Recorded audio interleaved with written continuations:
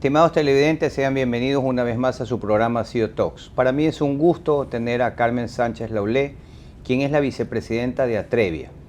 Atrevia es una organización, una empresa que está en muchos países, especializada en temas de comunicación estratégica, ya lo precisará Carmen. Y Carmen es la vicepresidenta de la región andina y de Brasil. Es un gusto tenerte acá. No, muchísimas gracias, un placer acompañaros. Bueno, hace algunos meses tuve el placer de conocerte, tener una primera conversación y dije, bueno, tenemos que invitarla a Carmen para conversar. No, muchísimas gracias. Háblanos un poco de tu historia, Carmen. ¿Qué estudiaste, qué carrera, cómo llegaste a Atrevia? ¿Estás en Latinoamérica? ¿Cómo llegaste a Ecuador, etcétera?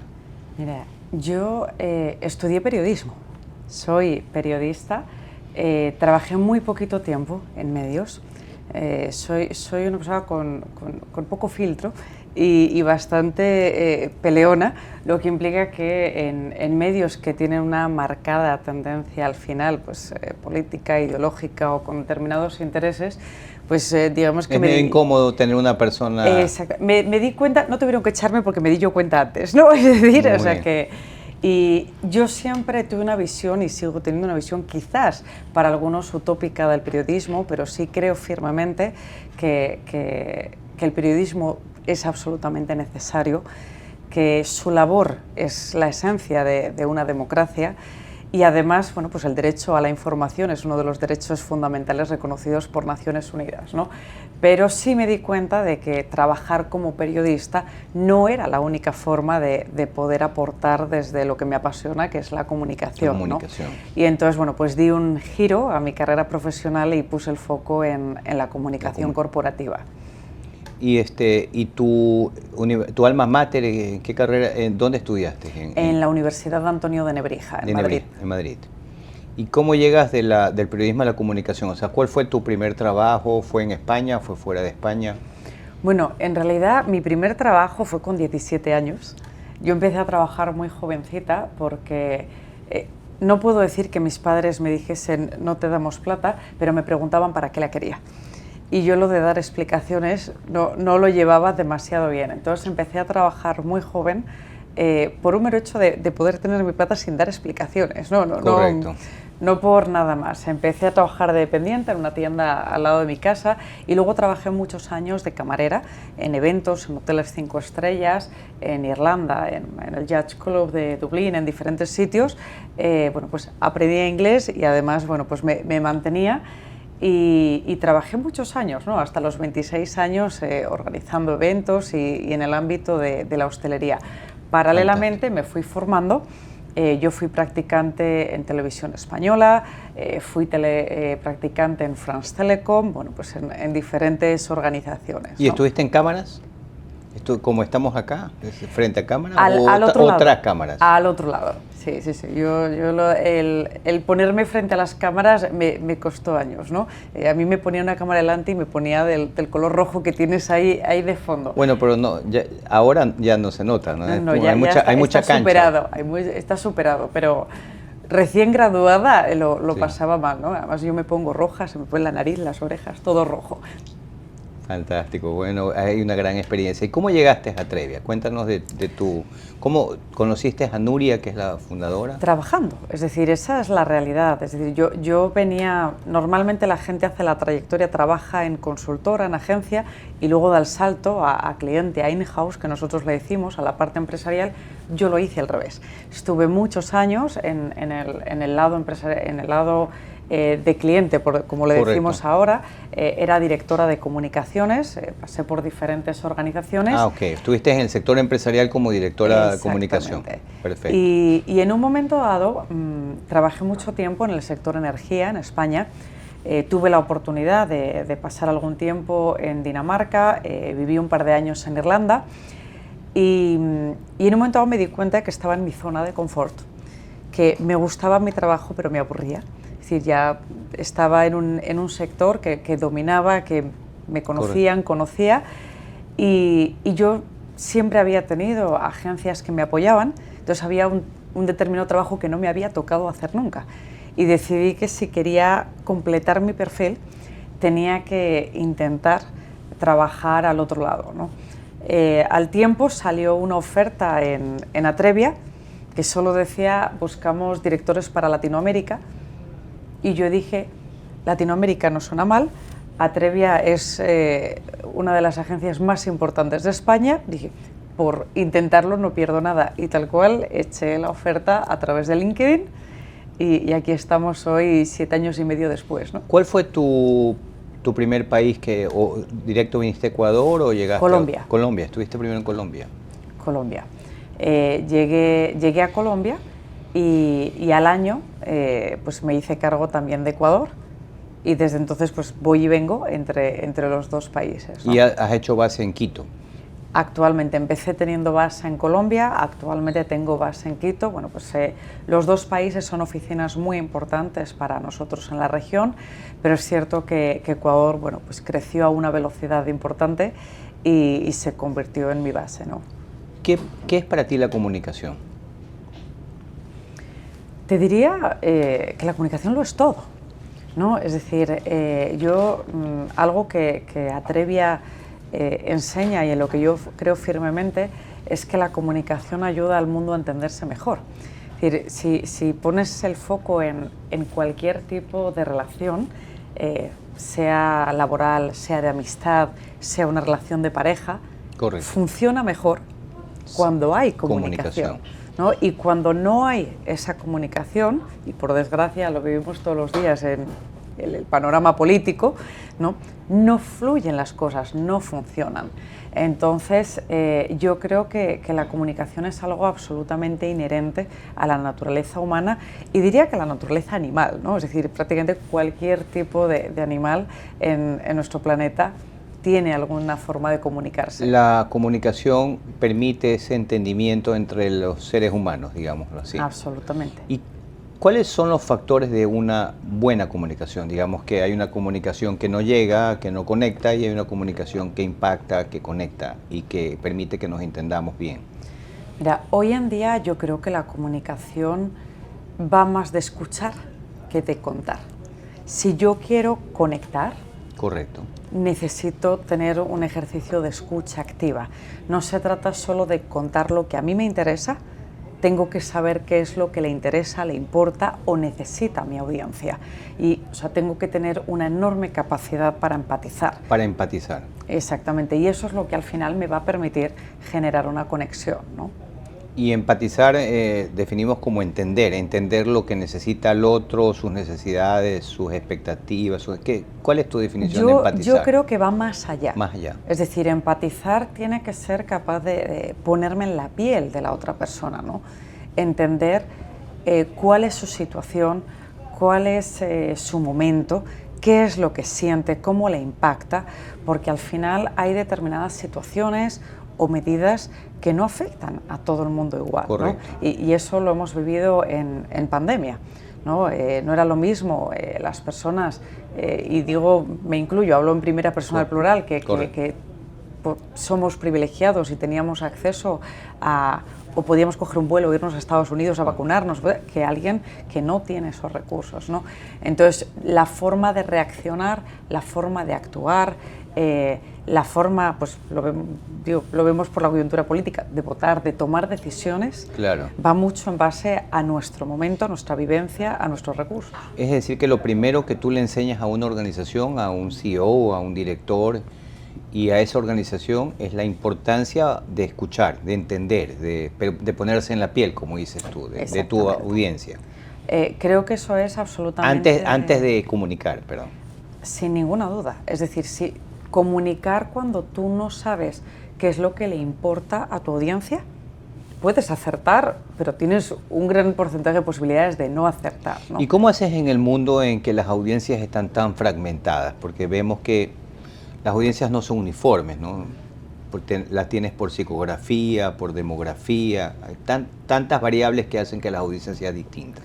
Mira, esto es, te diría que casi la norma número 1 de la internacionalización, ¿no? Para cualquier empresa que estamos en muchos países. Es decir, yo puedo tener servicios, actividades, campañas de marketing que me funcionan muy bien en México y no tiene por qué funcionarme en Ecuador. Correcto. Entonces yo tengo que conocer a mi audiencia, tengo que entender su lenguaje, además de lo que le importa, y tengo que adaptarme a ello. A esa audiencia. Exactamente. Entonces, evidentemente hay muy pocos servicios y productos que vayan al 100% de las audiencias, al 100% de la población. Entonces tengo que tener muy bien identificado cuáles son mis públicos objetivos para poder desarrollar una estrategia que sea para ellos, ¿no? Realmente. Regresemos un poco al plano personal. ¿Cuál ha sido en tu vida profesional una de las decisiones o las decisiones más importantes que has tomado? Bueno, yo creo que probablemente venirme a Latinoamérica, ¿no? Es decir, agarrar un avión, dejar absolutamente todo y cruzar el charco, ¿no? Porque además yo vine sola, sin familia, entonces, bueno, pues fue una decisión difícil, pero al mismo tiempo emocionante y de la que no me arrepiento en ningún momento, ¿no? ¿Y cuál ha sido el mayor aprendizaje que has tenido? ¿Cuántos años ya desde que llegaste a Colombia? 7 años y medio. 7 años y medio. Y en estos 7 años y medio, como decimos nosotros a veces en los talleres que damos el takeaway, ¿con qué nos vamos? ¿No, verdad? Hasta este momento, ¿cuál ha sido tus mayores aprendizajes? Pues mira, te diría que son dos. El primero, algo que yo trato de transmitirle a la gente joven con la que trabajo y convivo, es que viajar te hace mejor persona, si te dejas, ¿no? Es decir, creo que te abre mucho la mente, creo que viajar te permite aprender a tolerar, a respetar, a entender culturas que son muy diferentes a la tuya en muchas cosas. Es decir, hay choques y tienes que adaptarte, tienes que entender que ya no estás en tu zona de confort y que hay que aprender a respetar por encima de todo, ¿no? Y la segunda, a mí me ha enseñado a ser mucho más consciente de lo tremendamente afortunada que soy, ¿no? Es decir, yo suelo contar que uno de mis momentos, quizás de esos puntos de inflexión pequeños que uno tiene en la vida, fue estando en un restaurante en el Parque de la 93, en Bogotá, con una de mis consultoras, almorzando un día tarde, y estamos en una terraza. Pues es una zona que no es la más cara, tampoco la más barata de Bogotá. Y pasó un limpiabotas y me dijo: señora, le limpio los zapatos. Y no, gracias, pero yo soy un desastre para el efectivo, pero llevaba 5.000 pesos, que actualmente son muy poco más de $1, ¿no? Y le di esos 5.000 pesos. Y entonces, bueno, pues una persona que está conmigo me decía: Carmen, es que tú siempre, a ti viene cualquiera y eres boba y a ti te convencen cualquier cosa si te pasas la vida así. Bueno, yo dije, esto es lo que hay, ¿no? Al final vamos a pagar una comida de 150.000 pesos, pues 5.000, ¿qué son?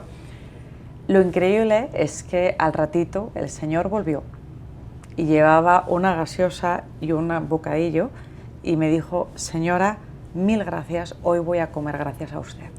Qué gran. A mí eso me dejó absolutamente marcada, ¿no? Porque le había dado 5.000 pesos, es decir, un dólar con 10 centavos. Es decir, y te das cuenta que con qué poco puedes cambiar la vida de alguien y lo poco que valoramos la abundancia en la que vivimos, ¿no? Hace poco tuvimos la oportunidad de entrevistar acá a un gerente general, a un CEO de Moderna Alimentos, y él decía, me recuerdo este mensaje, que hay una diferencia entre crear valor y generar impacto en la sociedad, ¿verdad? Y creo que las organizaciones hoy en día deben buscar las dos cosas, deben crear valor, hacer cosas valiosas, pero también trascender y generar impacto en la sociedad. Tienes que pensar que las acciones que haces no se trata de que generen valor, tengan un impacto hoy. Hay que pensar en el medio y largo plazo. No se trata de que yo hoy le dé 5.000 pesos o un bocadillo a esa persona.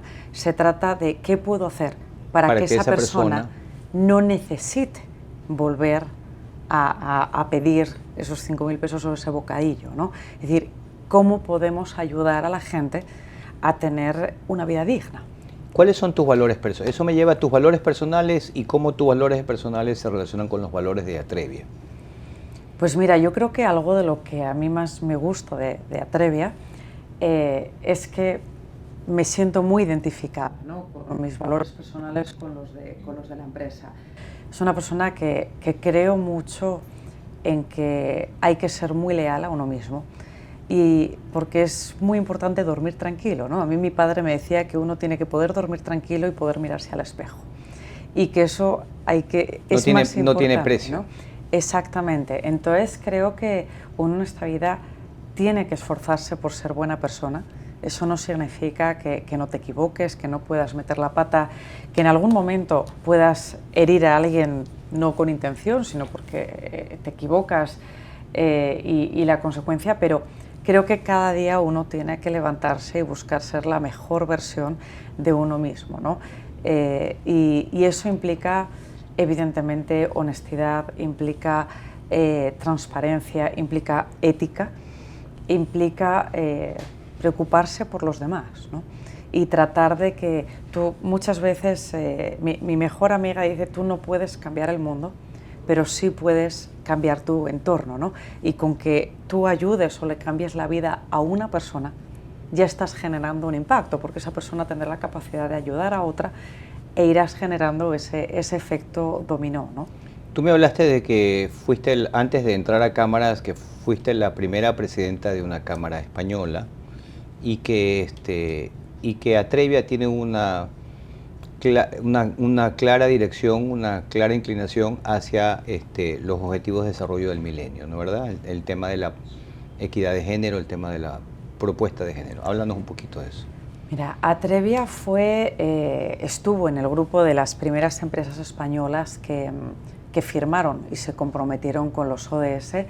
Y bueno, pues al final somos una empresa que siempre ha estado tremendamente comprometida con la visión de género, con la visión de equidad, de igualdad, la participación de la mujer en todos los ámbitos y con una responsabilidad muy grande hacia el futuro, ¿no?, de las niñas que no tienen quizás los recursos o las oportunidades que nosotros tenemos. Somos una empresa fundada por una mujer, Nuria Vilanova. Es una de las líderes empresariales más reconocidas, no solo en España, yo creo que a nivel global. Y creo que además pues, su rol ha sido ejemplarizante, ¿no?, porque hoy en día ya se habla más de esto. Hace 35 años, cuando nació Atrevia, creo que estaba en un entorno muchísimo más duro para una mujer emprendedora.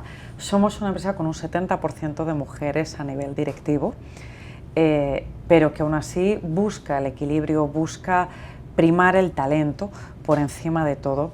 Y precisamente hace no mucho, en una entrevista, una persona me dijo, todo este tema de las cuotas, de la ley Violeta, al final obliga a contratar a gente sin talento, simplemente por su género, por su raza. Por cumplir con la ley, digamos. Y le dije, si una empresa contrata a una persona por cumplir la ley, pero sin talento, el problema lo tiene esa empresa, porque hay tantas mujeres extremadamente preparadas y con tanto talento que, de verdad, si tú contratas a una que no lo tiene, el problema lo tienes tú, ¿no?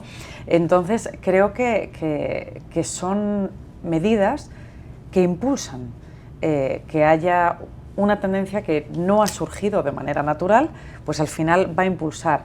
Pero yo sí tengo la expectativa y creo que en muy poco tiempo ese tipo de normas no van a ser necesarias, ¿no? Porque tú ves que cada vez más, bueno, lo vemos, ¿no?, la presencia. Creo que uno mira las universidades y en la universidad hoy en día hay más mujeres que hombres.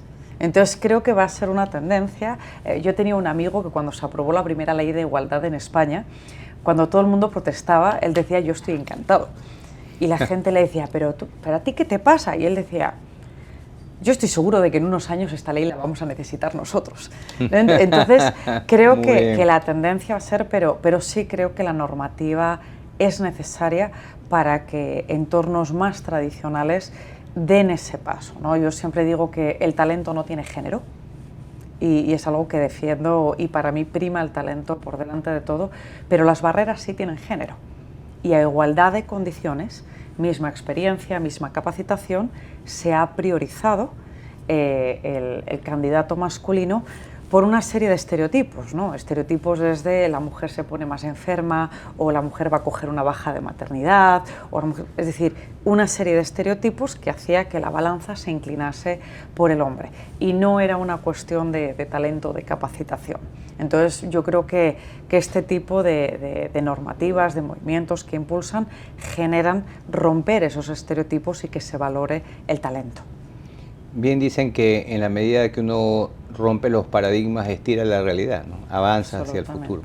Entonces los paradigmas nos anclan en el pasado, los nuevos paradigmas nos llevan hacia el futuro. Háblame de tu cargo. Tú eres vicepresidenta de una región que cubre Colombia, Ecuador y Brasil, quizás algún otro país, pero y Bolivia.